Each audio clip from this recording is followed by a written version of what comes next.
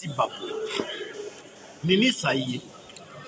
Tobekisi ye, potoyoka ye, boni bayiboka bakolelaka likabo ya ram. Moi 2000 francs, moi 3000 francs soko pesi.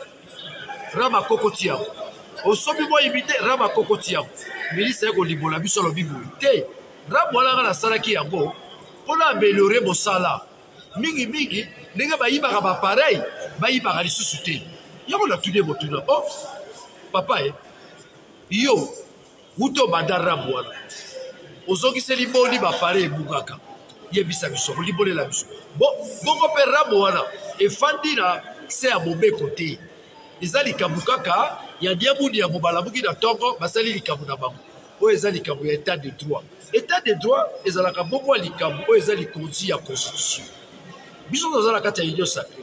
Idiot sacré l'obité, totombo la babe. Idiot sacré l'obi, totombo la boka. Totombo la boka, des aleli, dans la mosala, penakita. Talisie, et loko, les alazela balaba. Tika yango pa bate bayimboka basi bakota na pasi o bakisela bango lisusu pasi ne siko azala mwa 2000 abenga de kwazala madono abenga de kwazala badudu mwasala ngo ezalite totalisi ete ezali kabu ya dia mudia lokola ezali kabu ya dia mudia longola yango yepel bidis na kotala lolenge elobeli na ye na ndenge azomemela mosala azabota longo balite azabota longo balite azaboto oyo ndenge balobaka na li français, nous devons les croquer qu'on nous amène des ministres compétents.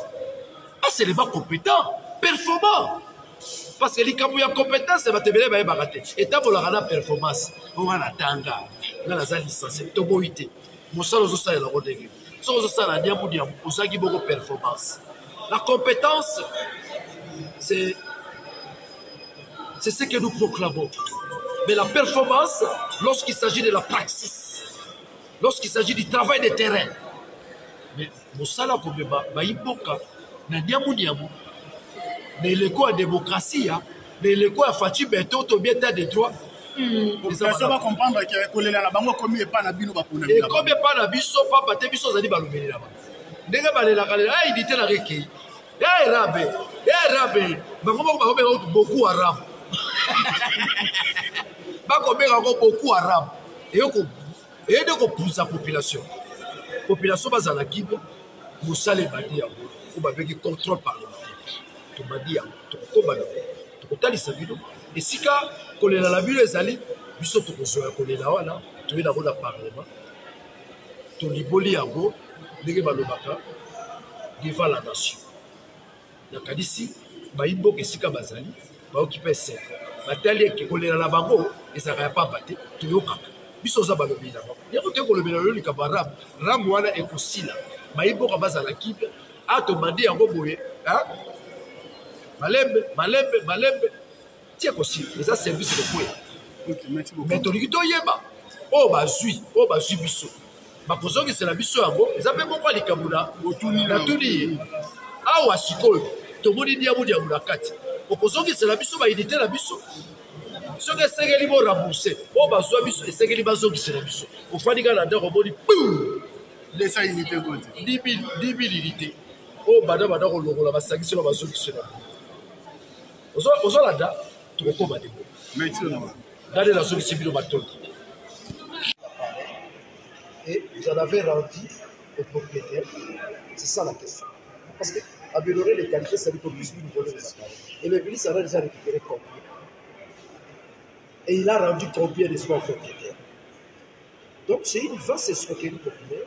Et en bref, qu'est-ce que vous proposez? Ça ne doit pas exister.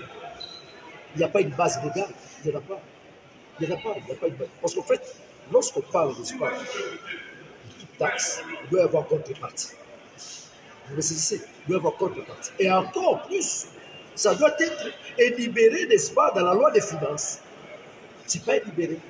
C'est une aventure de mauvais goût, juste nuire ces petits peuples paupérisés qui n'ont plus rien. Et évidemment, vous venez encore.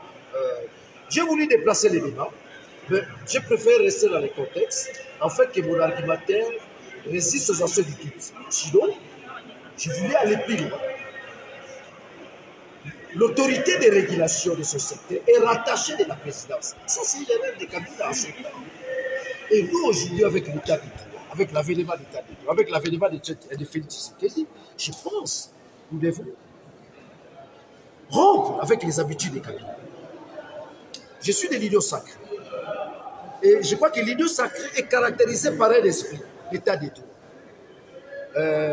C'est un service qui doit plus exister et ensuite, le ministre n'est pas convaincant. Lorsque le ministre n'est pas convaincant, la suite, vous savez c'est quoi? Merci. Merci.